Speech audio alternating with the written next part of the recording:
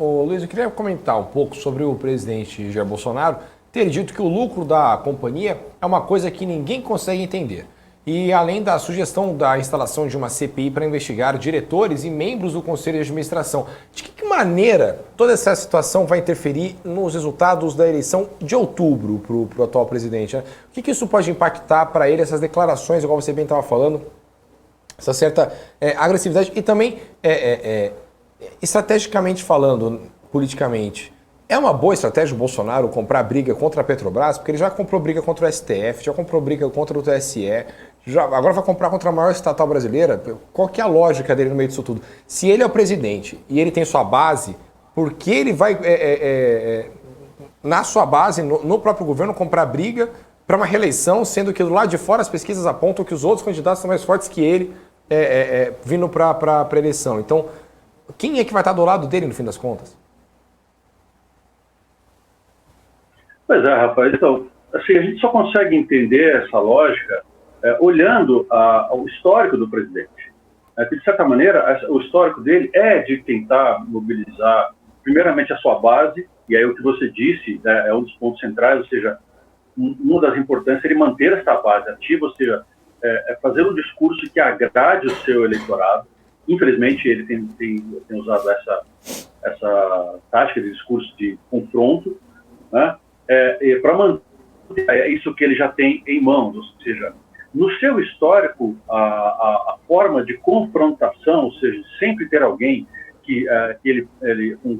com quem ele possa brigar o tempo todo ou mostrar, né, para o seu eleitorado que ele está tentando atuar, né, com os pontos de problema que, na verdade, não são, é uma estratégia de discurso, né, de discurso público para a sua base. Quem não faz parte da sua base, as pesquisas que têm sido feitas indicam que não se convencem por esse tipo de discurso. Então, é muito mais um esforço de manutenção do que eles têm do que propriamente de ampliação da sua base. Então, assim, talvez para muita gente, a gente, talvez, né, vocês vão lembrar de pesquisas que foram sendo feitas junto ao eleitorado, muita gente olhava para esse comportamento do presidente dizendo, tá vendo?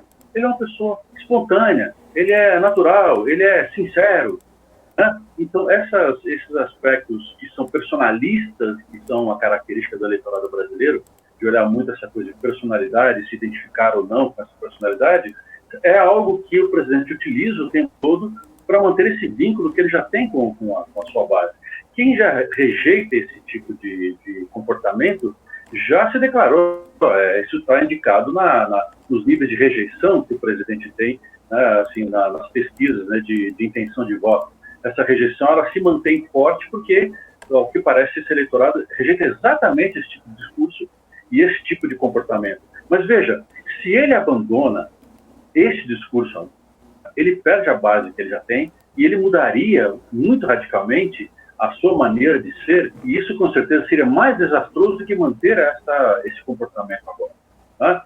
Então, em alguns momentos em que eles suavizam o discurso aqui e ali, é uma tentativa, de repente, de agregar alguma base que ele não tenha. Mas, assim, as pesquisas estão indicando que isso realmente é problema. Ou seja, isso não significa nada mais do que a manutenção do que ele já tem. Não significa ampliação das intenções de voto. Os níveis ali que nós temos visto nas pesquisas de indecisos, né, pessoas que não sabem muito bem quem votar, não têm se alterado muito também, né? Elas estão indicando que esse tipo de comportamento não tem conquistado novos eleitores para o presidente. Então, se respondendo a sua pergunta, o que entendimento que nós podemos ter aqui é a manutenção de uma certa imagem pública que conquistou para ele esse eleitorado que ele precisa manter a todo custo para que crise econômica, com o preço do petróleo, com o desemprego, com a inflação, etc., não venham à tona para gerar desinteresse ou rejeição na sua própria base. Então, é um esforço de manutenção. Como ele vai ampliar essa base é um problema. Isso realmente não está claro se é que ele vai conseguir. Porque, veja que como as pesquisas têm mostrado uma certa estabilidade, né, nos números, tanto de quem, nas intenções de voto, se declara a favor do presidente e quem se declara a favor do ex-presidente Lula. Os números são muito estáveis. Então, isso realmente é um problema que ele ainda tem algum tempo para tentar enfrentar, mas não tem um horizonte muito claro, não. Enfrentar a Petrobras é o que ele tem no momento. Ele precisa desse mote, né? Ele precisa desse inimigo, desse adversário, desse problema, né? Para que ele possa manter o seu eleitorado ativado, né? Ou seja, quem gosta se identifica, né, com esse discurso de confronto. Então, tem outro aspecto também, assim, a Petrobras é uma empresa, ou seja, o que ela pode fazer em termos de embate institucional é muito diferente de quando ele está enfrentando, por exemplo, o STF, ou, coisa que ele não faz mais, seria enfrentar o Congresso ou outras instituições, né? Porque são instituições que teriam mecanismos legais que poderiam ser acionados. O que a Petrobras pode fazer para se defender dos ataques do presidente? O que ela acabou de fazer agora, que é fazer com que aceitar a demissão de mais um presidente, né? E talvez agora vai ser a recomposição do Conselho. É isso que a estatal pode fazer. O que o ministro disse na entrevista, na comissão que ele estava respondendo no Congresso, é isso mesmo. Por que o governo não pode interferir no funcionamento da Petrobras e na política de preço? Porque isso é regulamentado por uma série de aspectos legais que foram colocados alguns anos atrás exatamente para tentar proteger essas grandes estatais da interferência constante de membros de governo, que impediu que políticos fossem indicados como diretores, conselheiros, exatamente para tentar blindar minimamente a estatal, para que se lhe desse uma estabilidade de gestão, ou seja, ela pudesse gerir o seu negócio de maneira estável, previsível, auditável, né? Então, é claro que o governo não pode interferir. Agora, se eles conseguirem, como estão tentando agora, de repente, no Congresso, mudar algumas das leis para poder interferir, aí a Petrobras entra em risco. E a Petrobras entrando em risco, sem que nada além tenha sido feito para proteger o mercado nacional de combustíveis, aí nós podemos entrar num problema muito sério de desabastecimento, de preço, de desequilíbrio de todo esse mercado de combustível que é fundamental para nós, né? Então, assim, não está muito claro o que ele vai obter com isso, mas ele não tem outra opção, por enquanto, a não ser manter isso ativo, para não perder exatamente a imagem pública e o seu eleitorado já está. Professor, acho interessante também a gente falar um pouco sobre essa posição do STF nesse ano, né? Esse combate ao governo Bolsonaro, que parece tão evidente, é legal, levando em conta o real motivo da existência do Supremo Tribunal Federal? Olha, Débora, isso é uma coisa que eu discuto com colegas meus, professores, né, da área de direito, né, assim, nós temos como um termo de comparação a Suprema Corte Americana, né, colocar onde eu quero chegar com o meu livro. Veja que, assim, cada país tem a sua própria estrutura institucional, tem a sua trajetória política, a sua história, mas os sistemas, hoje em dia, onde há a divisão e a independência de poderes, são mais ou menos compreensíveis, são mais ou menos comparáveis. Então, se a gente olhar para a Suprema Corte Americana, que é ainda a democracia mais importante do mundo, como é que os juízes da Suprema Corte Americana atuam?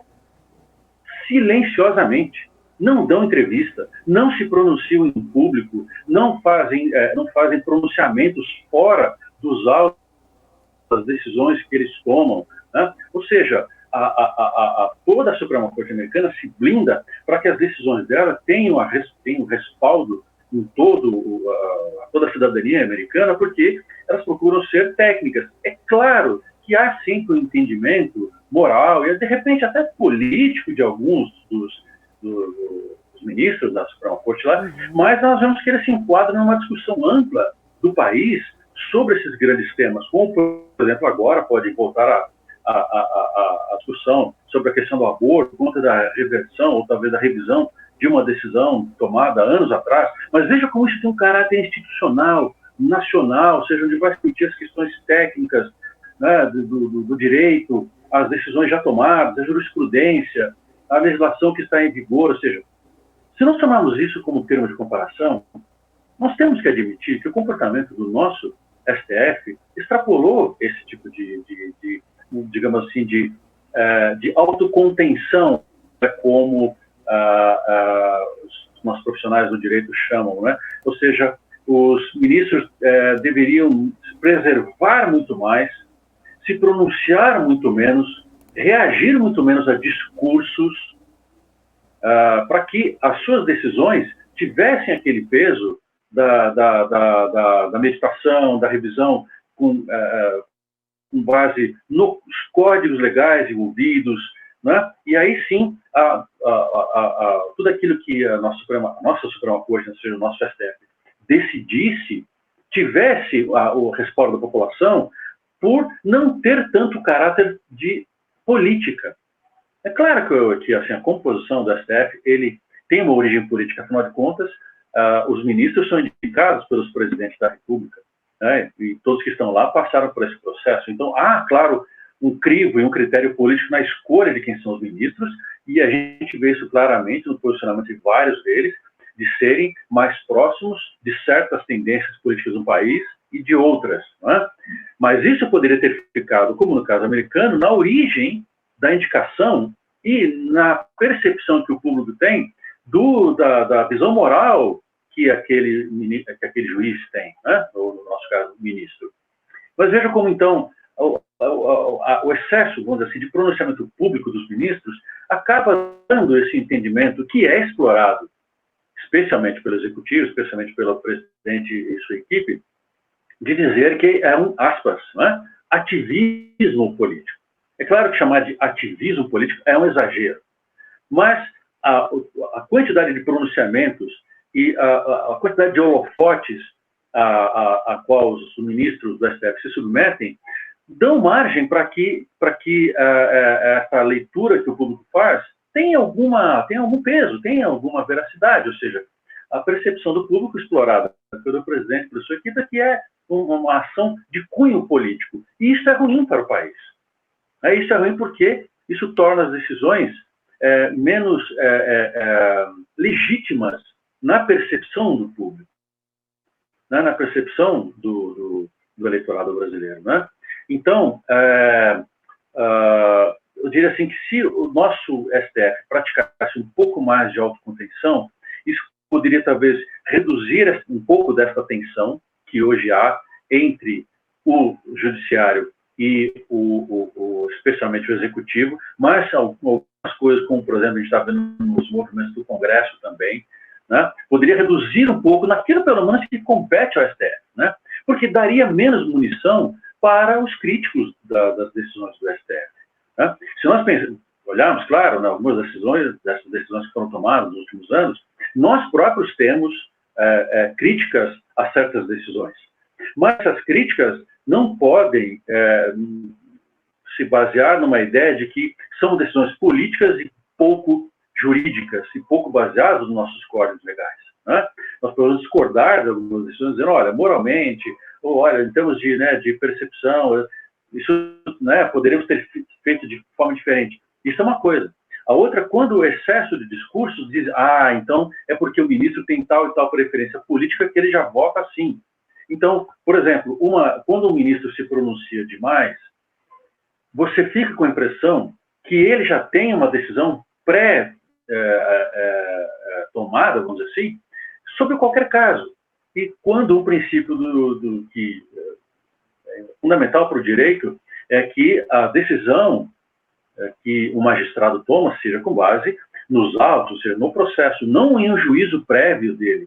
Então, às vezes, as falas dos ministros dão essa impressão de que ele já tem um juízo prévio e que o que vai ser feito em termos de plenário vai ser apenas para consolidar uma coisa que já estava decidida antes.